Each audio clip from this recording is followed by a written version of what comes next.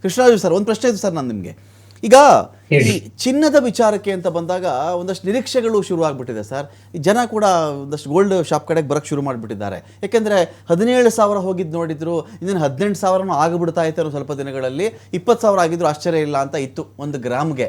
So ಜನ ಈಗ rush ಆಗ್ತಿತ್ತು. ಕೆಲವರು ಕೇಳ್ತಾರೆ, ಇನ್ನು ಜನರು ಕೇಳ್ಬಿಡ್ತಾರೆ, ಏನು ಚಿನ್ನ 1 ಲಕ್ಷಕ್ಕೆ ಬಂದ್ಬಿಡ್ಬಹುದಾ 10 ಗ್ರಾಮ್ 24 ಕ್ಯಾರೆಟದು ಅಂತ ಕೆಲವರು ಕೇಳ್ತಾರೆ. 9,000ಕ್ಕೆ ಬರ್ಬೋದಾ ಅಂತ ಕೇಳ್ತಾ ಇದ್ದಾರೆ. ಇದ್ರ ಮಧ್ಯೆ ಅಮೆರಿಕ ಅಲ್ಲಿ ಫೆಡರಲ್ ಬ್ಯಾಂಕ್ನ ಮುಖ್ಯಸ್ಥರನ್ನ ಚೇಂಜ್ ಮಾಡಿದಾಗ ಮಾರ್ಚ್ ವೇಳೆಗೆ ಇದ್ರ ಇಂಪ್ಯಾಕ್ಟ್ ಆಗುತ್ತೆ ಅಂತ ನಾವೆಲ್ಲ ಅವತ್ತಿಗೆ ಡಿಬೇಟಲ್ಲಿ ಮಾತಾಡ್ತಾ ಇದ್ವಿ ಸರ್ ಅವಾಗ.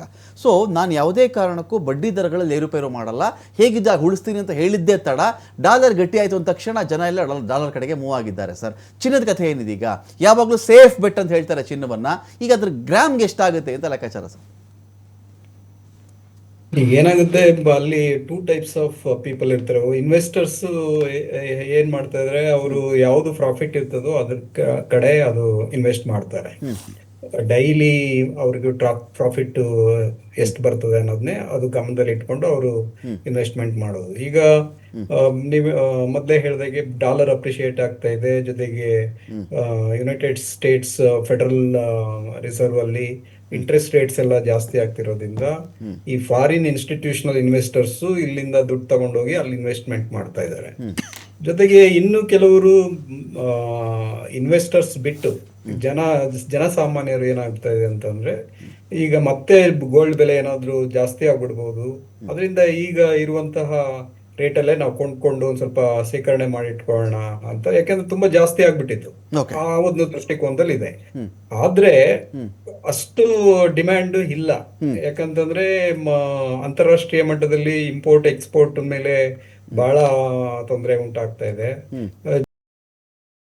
ಗೊಂದಲ ಇರೋದ್ರಿಂದ ನೀವ್ ಹೇಳ್ದಂಗೆ ಇನ್ನೂ ಕಡಿಮೆ ಆಗ್ಬಹುದು ಅಂತಾನು ಕೂಡ ಜನರು ವೆಯ್ಟ್ ಮಾಡ್ತಾ ಇದ್ದಾರೆ.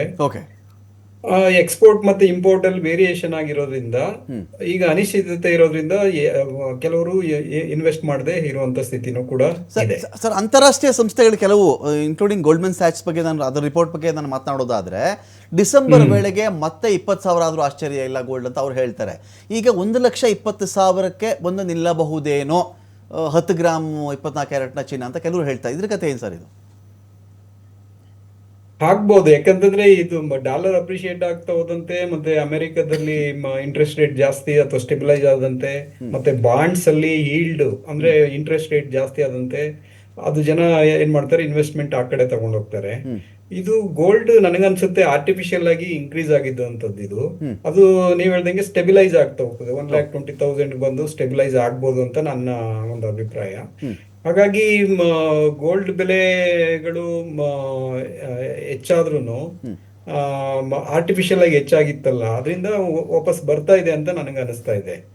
ಹೀಗಾಗಿ ಮಾರುಕಟ್ಟೆ ತುಂಬಾ ಅನ್ಸರ್ಟನ್ ಇರೋದ್ರಿಂದ ಸರಿಯಾದ ಒಂದು ಪ್ರೆಡಿಕ್ಟ್ ಅಥವಾ ಫೋರ್ಕಾಸ್ಟ್ ಮಾಡ್ಲಿಕ್ಕೆ ಯಾರ ಕೈಲೂ ಆಗ್ತಾ ಇಲ್ಲ ಚಿನ್ನದ ರೇಟ್ ಅಲ್ಲಿ. ಸಿಲ್ವರ್ ಏನು ಸರ್ 4 ಲಕ್ಷಕ್ಕೆ ಹೋಗಿತ್ತಲ್ಲ ಸರ್, 4,08,000ವರೆಗೂ ಸಿಲ್ವರ್ 1 kg ಹೋಗಿ ಅದೀಗ 2.5 ಲಕ್ಷದ ಹತ್ತತ್ರಕ್ಕೆ ಬಂದ್ಬಿಟ್ಟಿದೆಯಲ್ಲ ಸರ್, ಹೇಗಿದು ಅಂತ? ಏನಂದ್ರೆ ಸಿಲ್ವರು 1 kg 4,08,000ಕ್ಕೆ ಹೋಗಿತ್ತು, ಅದು 2.5 ಲಕ್ಷದ ಆಜುಬಾಜುಗೆ ಬಂದು ನಿಂತ್ಕೊಂಡ್ಬಿಡ್ತಲ್ಲ, ಇದು ಹೇಗೆ ಕತೆ ಅಂತ ಹೇಳಿ. ಅದೇ ಇಂಪೋರ್ಟ್ ಈಗ ಎಕ್ಸ್ಪೋರ್ಟ್ ಅಲ್ಲಿ ಬಹಳ ಏರಿಳಿತಗಳು ಉಂಟಾಗ್ತಾ ಇರೋದ್ರಿಂದ ಮೂವ್ ಆಗ್ತಾ ಇಲ್ಲ. ಎಲ್ಲಿ ಸಪ್ಲೈ ಚೈನ್ ಡಿಸ್ಕನೆಕ್ಟ್ ಆಗ್ತಾ ಇದೆ, ಸಪ್ಲೈ ಚೈನ್ ಸರಿಯಾಗಿ ಇಲ್ದಿರೋದ್ರಿಂದ ವ್ಯಾಪಾರಿಗಳು ಕೂಡ ಅವ್ರು ಏನ್ ಮಾಡ್ತಾ ಇದಾರೆ, ರಿಸ್ಕ್ ತಗೊಳ್ತಾ ಇಲ್ಲ. ಏಕೆ ಅಂತಂದ್ರೆ ಏನ್ ಬೇಕಾದ್ರೂ ಹಾಕ್ಬೋದು ಮುಂದೆ. ಅದರಿಂದ ಜನರಲ್ಲಿ ಈಗ ಏನಾಗ್ತಾ ಇದೆ, ಕ್ಯಾಶ್ ಇಸ್ ಕಿಂಗ್ ಅಂತ ಕ್ಯಾಶ್ ಅನ್ನ ಇಟ್ಕೊಳ್ತಾ ಇದಾರೆ ಕೈಯಲ್ಲಿ. ಕ್ಯಾಶ್ ಇದ್ರೆ ನಾವು ಏನ್ ಬೇಕಾದ್ರೂ ಮಾಡ್ಬೋದು. ಮತ್ತೆ ಈ ಅನ್ಸರ್ಟನಿಟಿ ಇದ್ದಾಗ, ತುಂಬಾ ಏರಿಳಿತಗಳಿದ್ದಾಗ ಇನ್ವೆಸ್ಟ್ಮೆಂಟ್ ಮಾಡ್ಲಿಕ್ಕೆ ಹೋಗೋದಿಲ್ಲ ಯಾರು ಜನ. ಇನ್ನು ಎಕ್ಸ್ಪೆಕ್ಟೇಷನ್ಸ್ ತುಂಬಾ ಇರ್ತದೆ, ಇನ್ನು ಕಡಿಮೆ ಆಗ್ಬೋದು ಅಂತ ಇರ್ತದೆ. ಹಾಗಾಗಿ ಇನ್ನೂ ಕಡಿಮೆ ಆಗುತ್ತೆ, ಆಮೇಲೆ ಸ್ಟೆಬಿಲೈಸ್ ಆಗ್ಬೋದು. ಒಂದು ಅರೌಂಡ್ 10,000 11,000 ಪರ್ ಗ್ರಾಮು ಸ್ಟೆಬಿಲೈಸ್ ಆಗ್ಬೋದು ಅಂತ ಅನ್ಕೊಂಡಿದೀನಿ. ಫೈನ್.